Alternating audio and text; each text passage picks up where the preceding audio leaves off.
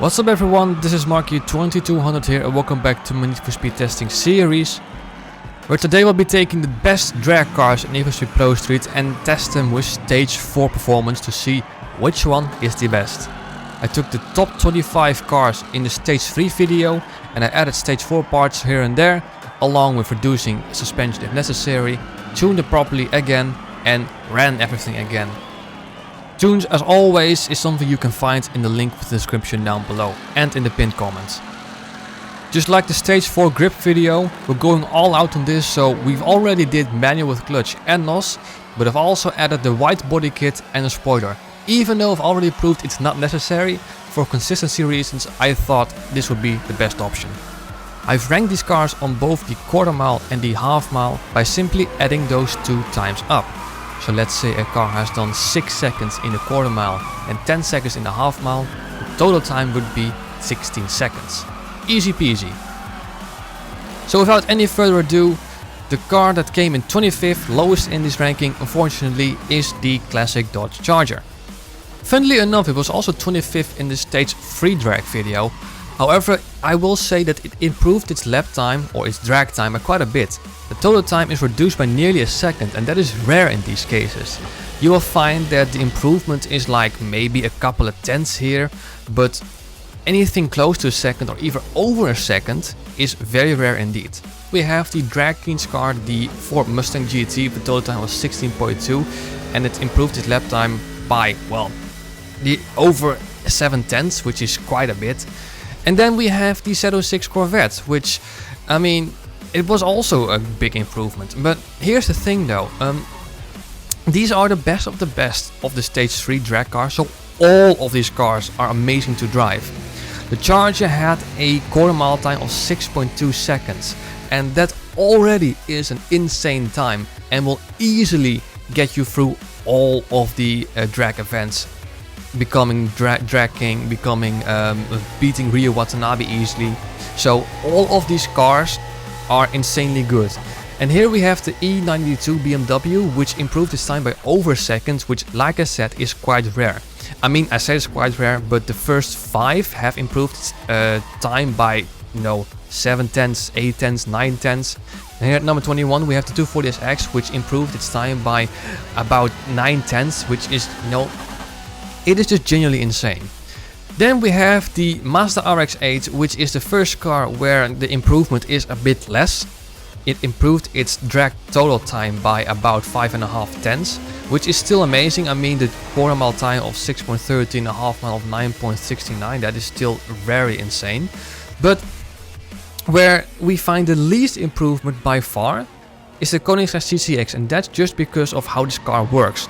You have to pick stock suspension and start in second gear, and that initial acceleration isn't that great, resulting in an improvement of just 6/100ths of a second.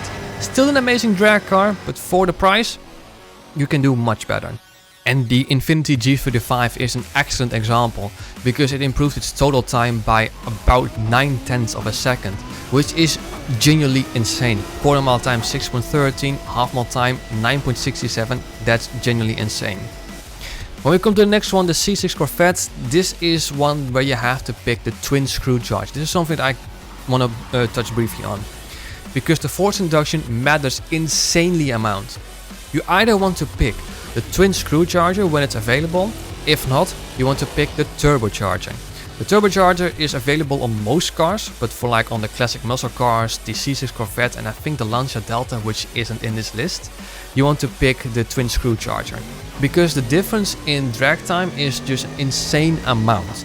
So whenever you feel like you have the grip, the traction and you don't wheelie, pick the turbocharger. If you do wheelie, if you do miss traction and you already are on the maximum available tires upgrades, you want to reduce that just a bit. On number 15 we have the Pontiac Solstice, which keeps surprising me. I still really don't like the car because I could never really click, but I can't deny its performance.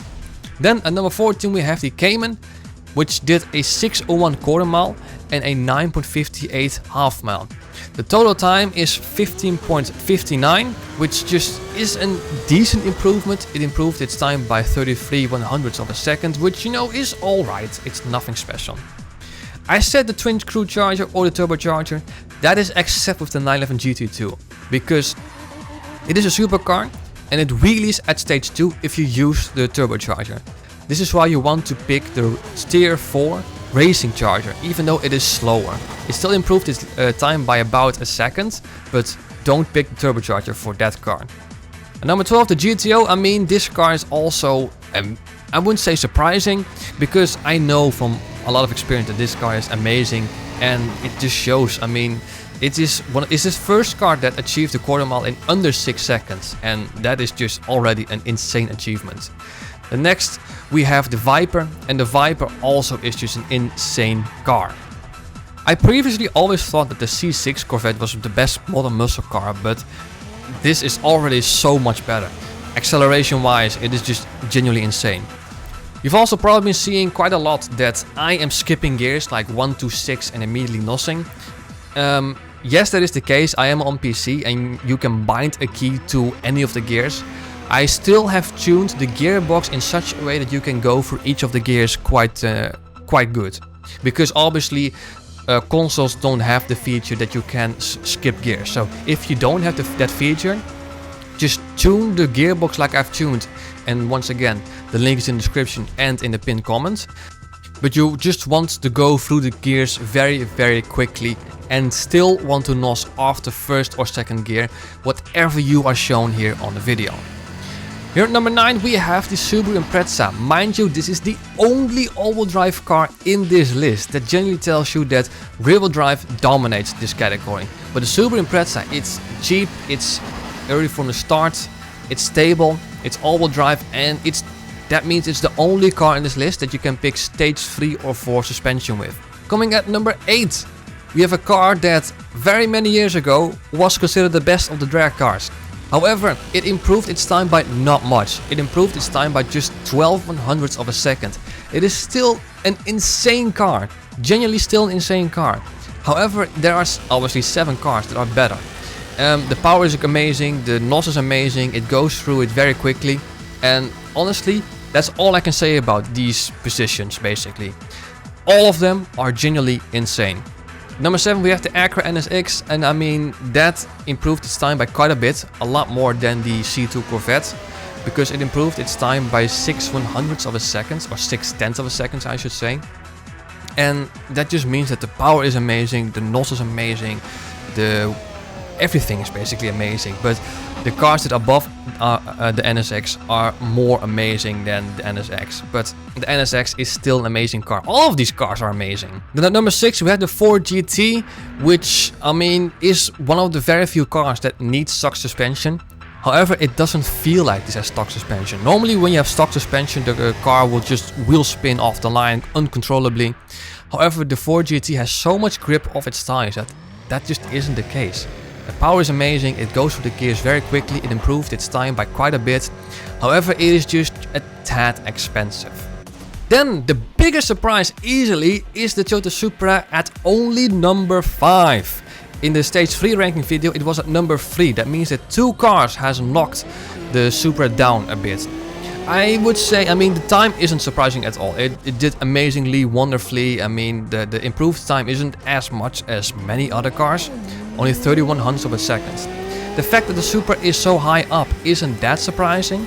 But the car that has knocked the Supra down is surprising, because it's the 350Z.